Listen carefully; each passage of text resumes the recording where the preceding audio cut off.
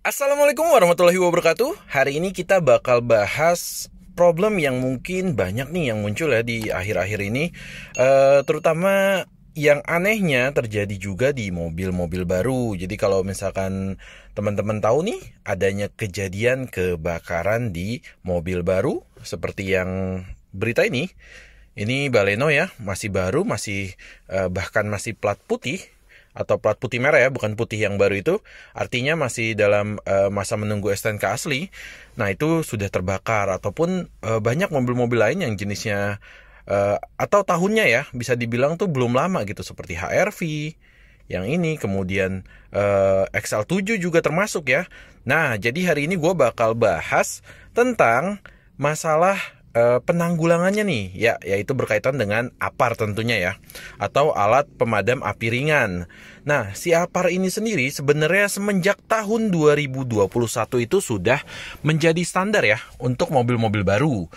Oke, karena XL7 ini tahun 2021 akhir ya, otomatis APAR sudah ada sebagai standar bawaannya. Nah sekarang kita mau cek dulu posisi APAR-nya. Posisinya sendiri ada di jok baris kedua ya, di bagian bawah joknya itu di bawah bangku baris tengah. Nah kalau kita mau lihat, kita agak ngolong sedikit dan disitulah posisi APAR dari XL7 nih. Cukup cukup tersembunyi ya. Nah kemudian untuk APAR sendiri memang nih cara untuk ininya ya, cara untuk mengaksesnya tuh intinya sih posisi jok ini kita harus posisikan mundur paling belakang gitu. So kalau udah mundur paling belakang, kemarin saya sudah coba akses gitu ya. Nah ketika posisinya sudah paling belakang ya, ini mungkin nyalain blitz biar terang kali ya. Nah kalau posisi belakang ini agak kotor ya, karena memang jarang tersentuh mungkin kalau di tempat cuci juga. Ini kita bisa akses tuas ini nih, cukup dicongkel aja sekali itu udah langsung terbuka. So APAR ini bisa kita keluarkan dengan mudah. Oke, better kita ke atasin deh dan kita bahas sedikit tentang APAR ini. Ya, jadi APAR ini untuk XL7 bawahnya merek Servo ya. Ini jenisnya powder. Karena memang untuk APAR sendiri setahu saya ada beberapa jenis, diantaranya itu yang liquid, yang cairan, kemudian yang powder seperti ini, dan ada juga yang CO2, jadi yang gas ya gitu. Jadi itu jenis-jenisnya. Dan kalau yang powder ini yang biasanya kalau kita lihat setelah kita madamin itu ada apa ya? Ya powdernya itu kesisa gitu, ada residunya gitu, ada sisa-sisaan powdernya di tempat kita tembakin si APAR ini gitu. Nah kemudian beratnya sendiri 1 kilo ya, jenisnya powder 90%. Ini udah bagus ya, karena ada beberapa APAR yang 40% setahu saya. Dan kemudian di sini udah jelas ya untuk kemampuan dari APAR powder ini. Klasifikasinya itu yang bisa dia padamkan itu ada 3 jenis. Yakni pertama jenis A, itu benda padat. Mungkin kalau di mobil seperti jok ini, kemudian ya material-material padat setir gitu ya, kayak gitu bisa dipadamkan nih dari si powder ini. Kemudian tipe B, ini cairan yang flammable liquids. Otomatis kalau di mobil jelas aja bensin ya, itu yang cairan yang mudah terbakar. Ini juga bisa dipadamkan dengan powder ini. Kemudian yang ketiga adalah listrik dan elektrikal. Itu yang banyak ada di bagian kap mesin lah ya, dan sepanjang bodi ini. Jadi biasanya kalau yang kejadian kebakaran di kap mesin rata-rata sebenarnya dipicunya dari elektrikal tuh gitu. Ya jadi intinya sih untuk powder ini cukup ya, karena jenis powder ini bisa ABC, semua hal ini yang ada di mobil. Ataupun pilihan kedua bisa pilih yang liquid, tapi memang katanya liquid itu rentan kebocoran, dan kalau bocor itu nggak ada tandanya nih. Kalau ini kan kalau ada bocor itu ada tanda nih, katanya di sini biasanya suka muncul nih serbuk-serbuk gitu ya. Sebenarnya sih serbuknya kayak tepung terigu, cuman biasanya ada warnanya tuh, entah biru entah pink, beda-beda deh. Kayak gitu. Nah kemudian yang akan gue bahas lagi sedikit yang harus kita ketahui nih, karena ya jangan sampai sih ya kita menggunakan hal ini untuk mobil kita, karena artinya kan terbakar mobil kita. Tetapi at least kalaupun kita nggak pakai untuk diri kita, untuk pakai mobil sebelah, mungkin untuk menolong gitu, kita nggak akan panik. Dan kalaupun nauzubillah min dzalik ya sampai terjadi di mobil kita, kita juga bakal tenang, siap untuk menggunakan hal ini sebelum api itu membesar dan menimbulkan kerugian yang lebih besar lagi. Nah yang pertama, ini APAR-nya ini kepalanya sendiri plastik. Ini saya sebenarnya baru lihat, karena biasanya kalau dulu di building itu di perkantoran kita diajarinya dengan apar yang modelnya mungkin teman-teman sering lihat lah, familiar, yang penjepit gitu ya, dari besi. Kemudian di corongnya ini ada lagi tambahan selang gitu ya. Jadi jangkauannya bisa lebih jauh gitu, lebih dekat ke sumber api. Kalau ini beda nih. Ini saya baru pertama kali lihat, dan cara penggunaannya sebenarnya ada di sini nih. Ya, di sini ada mekanismenya. Yang mana pertama cukup dengan tekan tombol satu ini ya. Yang pertama ini kita press. Ini seperti penguncinya gitu ya. Mungkin kalau yang di typical apar itu, apar yang jepit itu ada ini nih, ada tuas yang ditarik itu loh. Nah, mungkin ini gantinya dengan ini, press 1. Setelah nomor 1 ini sudah tertekan, otomatis kita tinggal press nomor 2. Ini yang langsung bisa mengeluarkan dari isi apar ini sendiri atau powdernya itu ya. Nah, dengan pencet nomor 2 ini kita teskan dulu, set sekali 2 kali, itu kita bisa langsung gunakan ke arah benda yang terbakar. Jadi biasanya kalau menggunakan apar itu dengan cara diayunkan seperti ini ya, kanan dan kiri gitu ya. Dan usahakan untuk membelakangi dari arah angin ya. Kalau misalkan apinya membesar gitu ya, kemudian arah angin ke kita, ke arah sini, nah kita muter badan deh, kita balik, kita semprotkan dari arah sini gitu. Jadi belakangnya dari titik angin, seperti itu. Nah, jadi memang ini selain isinya powder ya, ini sebenarnya ada isinya gas. Dan ini indikator yang perlu diperhatikan nih. Karena kalau indikator ini ketika kita gunakan, kita pastikan berada di titik hijau ini ya. Dan ini sebenarnya agak sedikit turun nih. Mudah-mudahan nggak apa-apa sih, walaupun masih di titik hijau. Jadi kalau misalkan di titik merah yang sebelah kiri, setahu saya itu adalah kekurangan tekanan atau gasnya itu kurang. Otomatis isi apar yang bentuknya powder ini akan sulit keluar gitu, karena kurangnya tekanan. Kalau ke kanan juga bahaya, ini overpressure ya. Jadi kalau overpressure itu rentan menimbulkan kebocoran sih ya. Yang tadi saya bilang, kalau ada kebocoran biasanya powder gampang nih dilihatnya dari area moncong ya, bisa ada keluar sedikit seperti itu.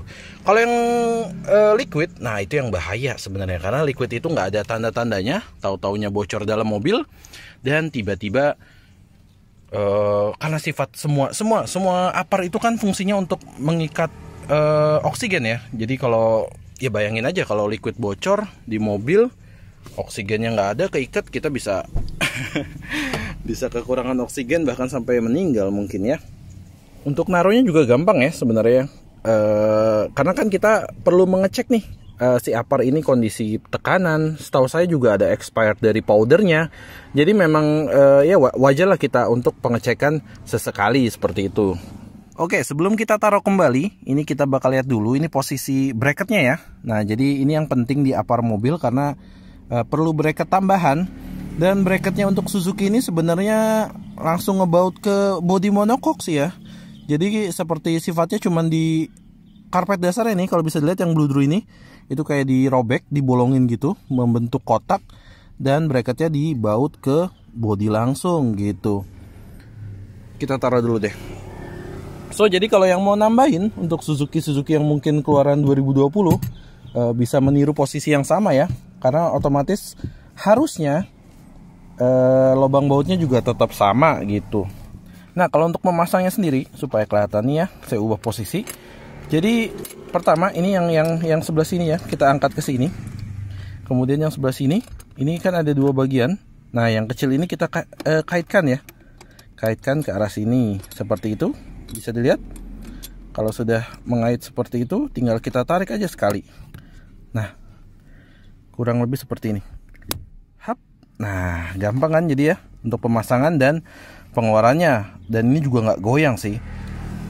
Nah, bahas masalah penempatannya. Jadi menurut saya Excel 7 ini penempatan yang cukup baik lah ya, karena posisinya center di tengah. Jadi titik gravitasi ada di tengah, dan juga nggak mudah goyang gitu ya, karena posisinya firm gitu. Karena setahu saya itu apar nggak boleh banyak terguncang.